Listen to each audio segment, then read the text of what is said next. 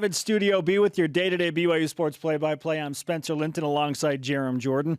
Our first guest covers Army football for the Times-Herald-Record in New York and was the first to report on the September 19th BYU at Army game. Sal Interdonato now joins us on the Deseret First Credit Union hotline. Sal, welcome to BYU Sports Nation. Hey, guys. Great to be with you. Sal, when did you first learn that BYU was on the Army schedule, or revised schedule, I should say? Yeah, probably probably early evening last night. I received some information. I followed up on it with a few sources, and it was pretty big news because as independents, Army's been looking to fill their schedule. They lost 8 games off their regular schedule. So, and one of those games was Oklahoma at home, which a game they've been waiting to play for more than a decade. So getting a team like BYU, with the history of BYU, 2 great traditional programs going at it, is one of the highlights of Army's home schedule now. So.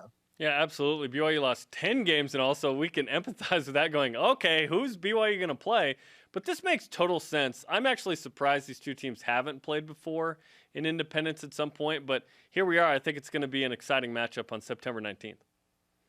No doubt. And you look at the placement of the game too, right? BYU is opening up against Navy, and then 2 weeks later they're playing a similar style offense in Army, and they're going on the road for both of those games, which is, I was kind of shocked when I saw that game where it was.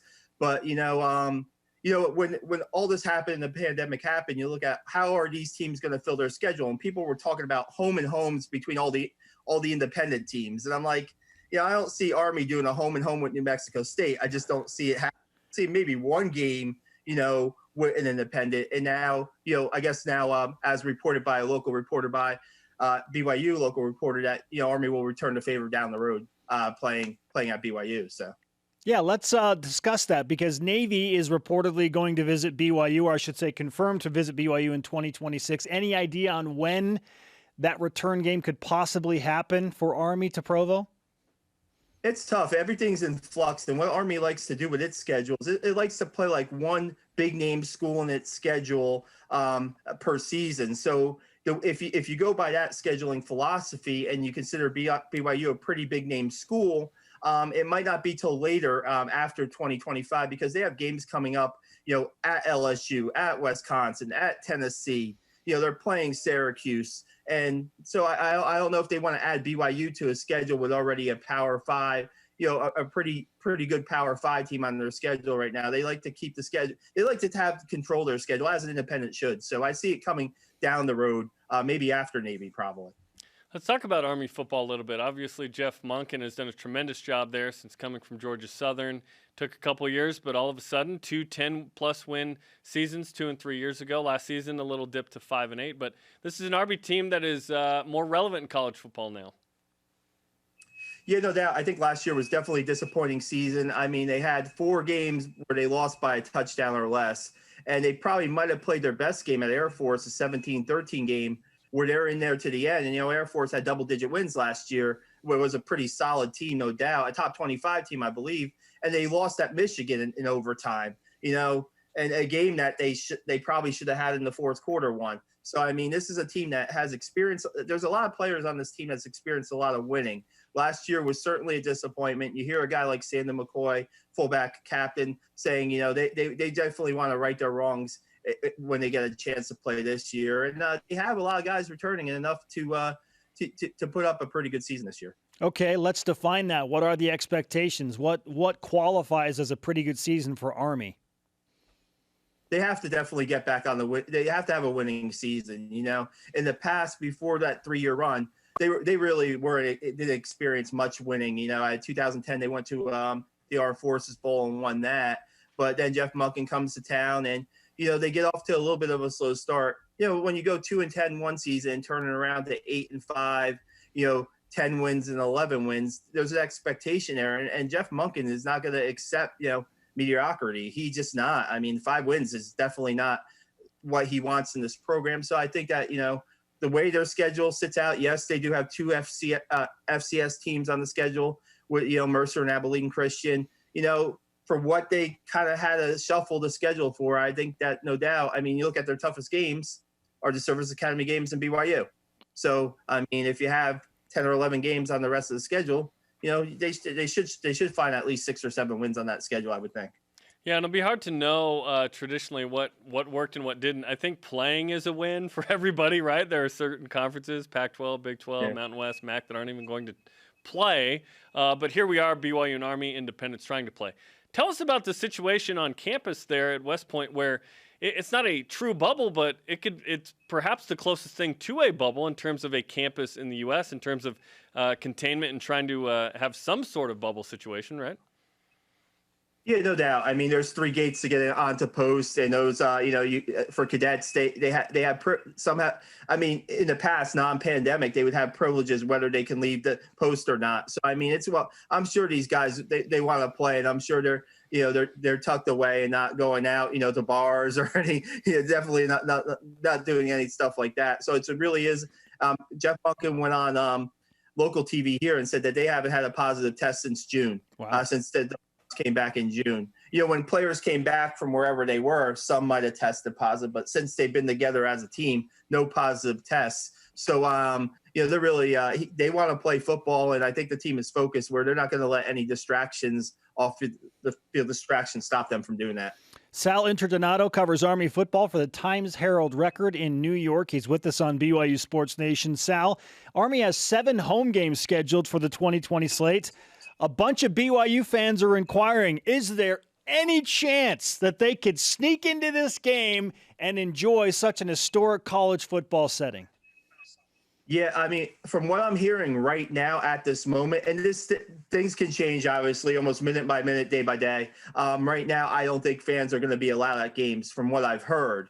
I don't have anybody on the record from West Point coming out and saying that.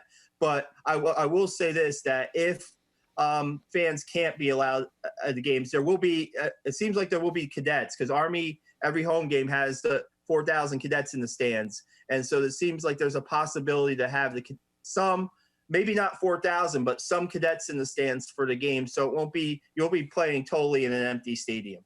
I can't wait to hear the random voices during downs, because there's so few people. Throw the ball! You'll hear these funny comments that you wouldn't have heard before. I want to ask you about the quarantine situation in New York. So right now in New York City, it sounds like you got to show up and be there, 14 days or something. What's the situation there? Is BYU going to be able to show up and not have to show up 14 days early to be able to play this game, I assume? Yeah, they're not going to have to show up 14 days early. From what I understand, since Army is considered more of a federal base, or you could say military installation, that it's different.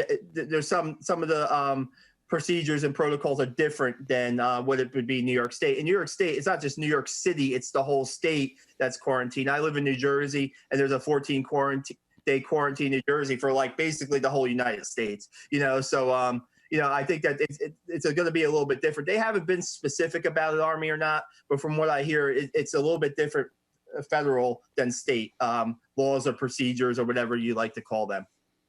Where is Mikey Stadium? And again, Mikey Stadium is one of the hot spots, but all college football fans want to watch a game there. Where is it in relation to where the cadets stay and go to school? Yeah, I mean, it's part of the campus, but it's a little bit away from a campus.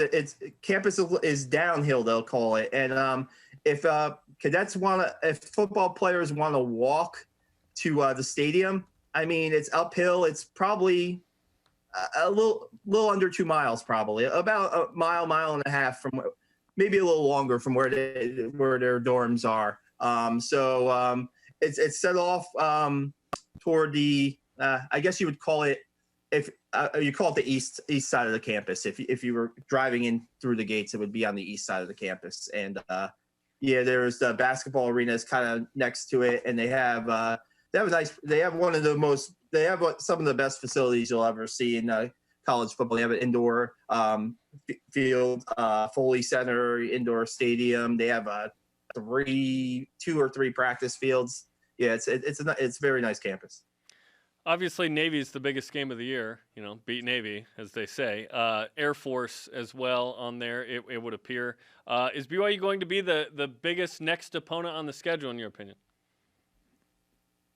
As of right now, I think so. I mean, there's talk of Army playing a Power 5 team. You know, Jeff Munkin went on the Dan Patrick show yesterday and said that they've had talks with Power 5 schools, but they've been having talks with schools since this pandemic started in March. So have those talks. And I went on the computer this morning trying to figure out who they might be able to play. Might they be able to play at Boston College on the road? Maybe. But I still think that this BYU game really stands out because it's never happened before, you know, and during these situations where they're both independent teams and, you know, especially with BYU also playing Navy in their season 2, you know, maybe you got a little Commander-in-Chief's trophy there, you know, the trophy between, you know, Navy and Air Force and, you know, BYU, you know, trying to get in on some of that action, at least playing like a little round robin.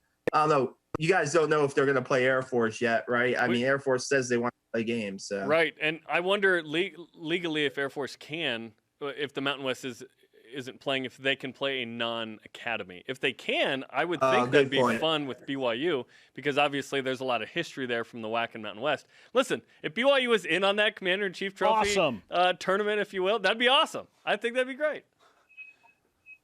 Yeah, I think it's 2020, guys. You know, I mean, I think all the rules are thrown out the window at this time. And, you know, you just it's good. It will be good to see. I want to get to September 5th when BYU's playing Navy and Army's hosting Middle Tennessee State. You want to see some college football, like the players are saying. Let them play, and you know, hopefully we get a season out of it. So. Sal, we appreciate the time, and I hope you're caught up on your social media accounts after last night. I'm sure it was crazy. Yeah, it was nuts. I appreciate it, guys. Thanks for having me. You got it.